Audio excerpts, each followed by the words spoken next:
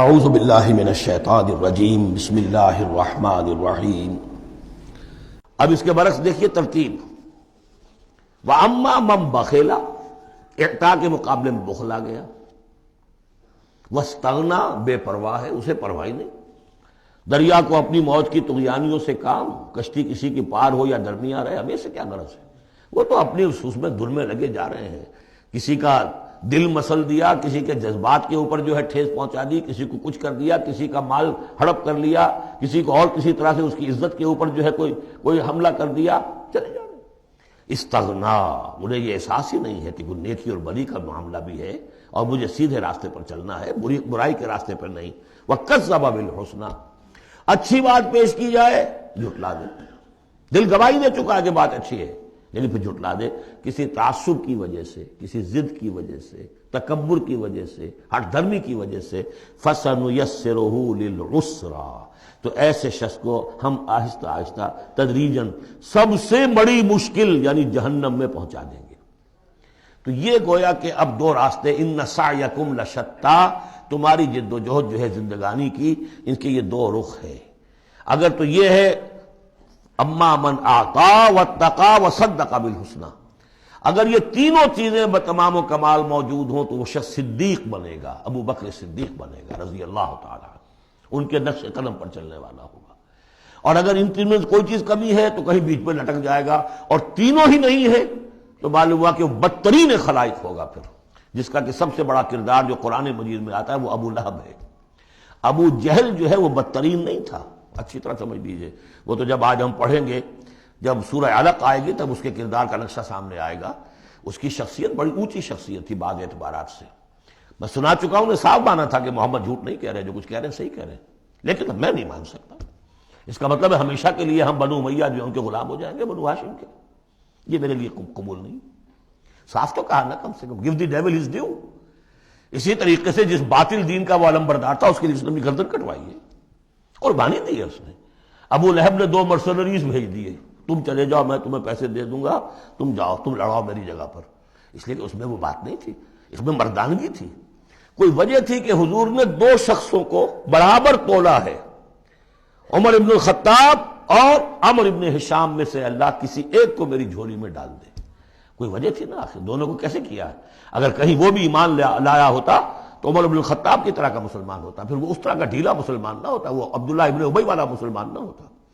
تو یہ شخصیتوں کا معاملہ ہوتا ہے، تو جس میں تینوں اوصاف نہیں ہے وہ گیا بدترین خلائق، جس میں کچھ ہے وہ پھر کچھ دیر لگا کے آ جائے گا، کچھ وقت لگے گا اسے، لیکن یہ 3 اوصاف ہی ہیں تعمیر سیرت کے اس اعتبار سے کہ جو فیصلہ کن ہیں۔ فَأَمَّا مَنْ أَعْطَىٰ وَاتَّقَىٰ وَصَدَّقَ بِالْحُسْنَىٰ فَسَنُيَسِّرُهُ لِلْيُسْرَىٰ وَأَمَّا مَنْ بَخِلَ وَاسْتَغْنَىٰ وَكَذَّبَ بِالْحُسْنَىٰ، بالکل اپوزٹ چیزیں، فَسَنُيَسِّرُهُ لِلْعُسْرَىٰ وَمَا يُغْنِي عَنْهُ مَالُهُ إِذَا تَرَدَّىٰ، اور اس نے جو مال جمع کیا ہوگا اپنے لیے وہ قطعاً کام نہیں آئے گا جب اسے گرایا جائے گا، گڑھے میں جب گرے گا جہنم کے۔ إِنَّ عَلَيْنَا لَلْهُدَىٰ، دیکھو انسانوں ہمارے ذمے ہے صرف ہدایت پہنچا دینا، یہ اب اللہ تعالیٰ اپنے ذمے لے رہے ہیں، یہ ہمارے ذمے ہے کہ تمہیں راستہ دکھا دیں، سجھا دیں، یہ سجھا دینا ہمارے ذمے ہے۔ اس کے لیے ہم نے تمہیں جبلی ہدایت بھی دی ہے، اس کے لیے ہم نے تمہارے اندر اخلاقی حس بھی رکھ دی ہے، اس کے لیے ہم نے اپنی روح تم میں پھونکی ہے، اس میں ہماری معرفت اور محبت موجود ہے، اور پھر ان تمام چیزوں کی تکمیل کے لیے ہم نے نبی بھیج دیے، رسول بھیج دیا، کتابیں نازل کر دی، ہم نے اپنا ہدایت کا جو فرض تھا وہ ادا کر دیا۔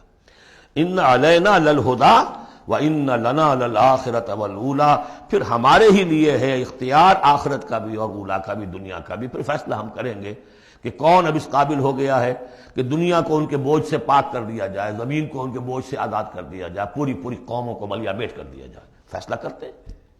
وہ پڑھ چکے پچھلی صورت میں، فَدَمْدَمَ عَلَيْهِمْ رَبُّهُمْ بِذَنبِهِمْ فَسَوَّاهَا، ایسے ہے کہ جیسے کسی باغ میں سے کوڑا کرکٹ جمع کیا جائے اور پھر اسے آگ دکھا دی جائے، اس لیے کہ اس باغ کے لیے بدنما داغ ہے۔ اب تو یہ کہ وہ انسان جو ہے کہ جو پھر اس حد تک ہدایت کے واضح ہو جانے کے بعد کہ نبی آ گیا، کتاب آ گئی اور اس نے ماڈل پیش کر دیا اپنی زندگی کے اندر، پھر بھی نہیں مانا، تو پھر یہ جو بھی فیصلہ ہے وہ ہم کرتے ہیں۔ فَأَنذَرْتُكُمْ نَارًا تَلَظَّىٰ، دیکھو میں نے تمہیں خبردار کر دیا اس آگ سے جو بھڑک رہی ہے اور وہ منتظر ہے۔ لا یصلاھا، ہم دیکھ چکے ہیں کئی جگہ آیا ہے کہ وہ تو دھاڑ رہی ہے بھوکے شیر کی طرح، اسے تو چاہیے اپنی خوراک. لا یصلاھا الا الاشقی، نہیں پڑے گا اس میں مگر وہی جو بہت ہی بدبخت ہے. کیوں؟ کم بدبخت تو اگر ہوتا معاملہ تو اور ہوتا. یہ محمد کے آنے کے بعد بھی صلی اللہ علیہ وسلم جس کی حقیقت نظر نہیں آئی تو اس سے بڑا بدبخت تو کوئی ہے ہی نہیں.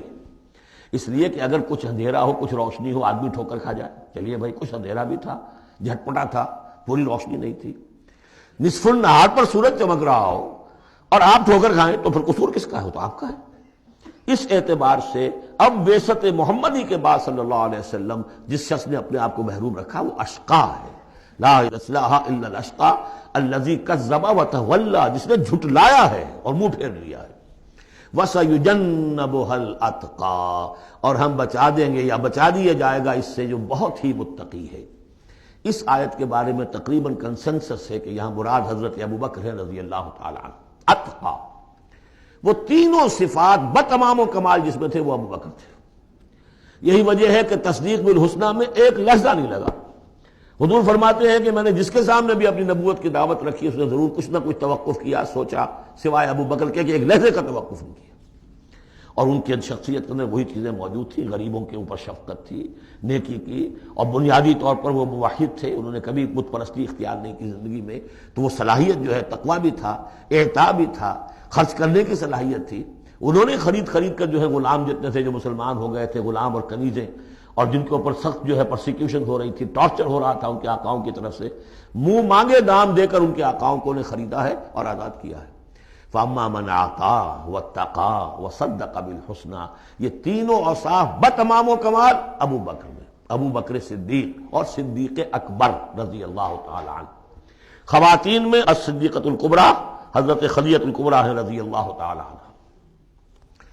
وَسَيُجَنَّبُهَا الْأَتْقَى الَّذِي يُؤْتِي مَالَهُ يَتَزَكَّىٰ، جو اپنا مال دیتا ہے اپنے نفس کو پاک کرنے کے لیے. وہ مال کیوں دے رہا ہے؟ کیوں خرچ کر رہا ہے؟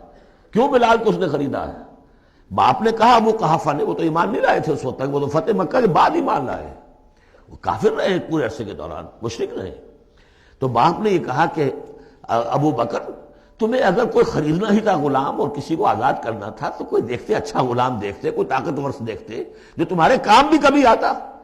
انہیں کیا پتا تھا کہ ابو بکر تو کسی اور چیز کا طلبگار ہے، اسے کچھ اور چاہیے. اسے کوئی یعنی جو شخص کسی غلام کو آزاد کر دیتا تھا وہ اس کا مولا رہتا تھا، پھر بھی وہ ایک درجے میں اس کے تابع ہوتا تھا، اس کی بات سنتا تھا، اس کا حمایتی ہوتا تھا. اخلاقی طور پہ بھی سمجھ میں آ رہا ہے کہ ایک شخص نے اپنی رقم خرچ کی ہے اور آپ کو خرید کے آزاد کر دیا ہے تو اب آپ بے دام جو ہے غلام تو ہو گئے نا اس کے.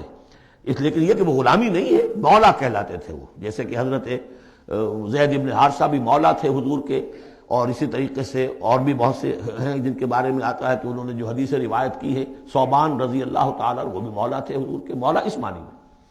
تو فرمایا کہ تم نے یہ کیا کیا، کس کو تم نے خریدا اور اتنی بڑی رقم دے دی؟ جو مانگا امیہ ابن خلف نے وہ بھی حیران رہ گیا.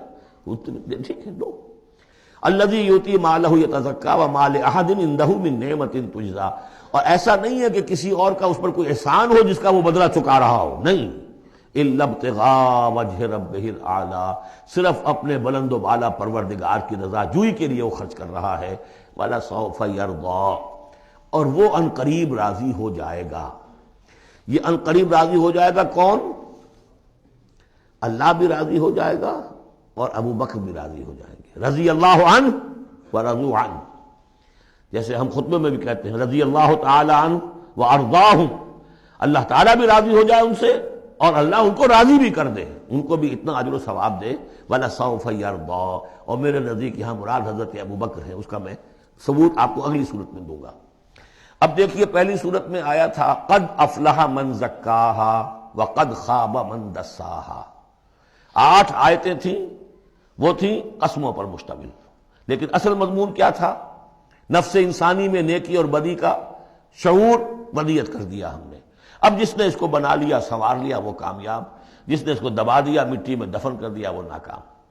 اگلی صورت میں آگے راستہ بتا دیا. سنوارنے کا راستہ کیا ہے؟ اعطاء، تقویٰ، تصدیق بالحسنہ. ان عادتوں کو کلٹیویٹ کرو اپنے اندر تو یہ راستہ جو ہے تمہارا جائے گا صدیقیت کی طرف اور اللہ تعالیٰ کی رضا کی طرف. اس کے برعکس اوصاف بخل، استغنا، پرواہ نہیں، کیا خیر کیا شر کوئی پرواہ نہیں. اپنی خواہشات کو پورا کرنا ہے، اپنی اشتہا جو ہے اس کے شہوت کو پورا کرنا ہے، حرام سے حلال سے کوئی بحث نہیں۔ اور یہ کہ بات سچی آئی، اچھی آئی اور دل نے گواہی دے دی پھر بھی اس کو رد کر دیا تو وہ دوسری منزل پہ نکل جاؤ گے۔ اب یہ جو پہلی منزل تھی اس کا نقطہ عروج کون ہے؟ ایک تو ابو بکر آ گئے اس میں، اور ان سے بلندتر رتبہ کس کا ہے؟ محمد الرسول اللہ صلی اللہ علیہ وسلم، معراج انسانیت۔ صدق اللہ العظیم۔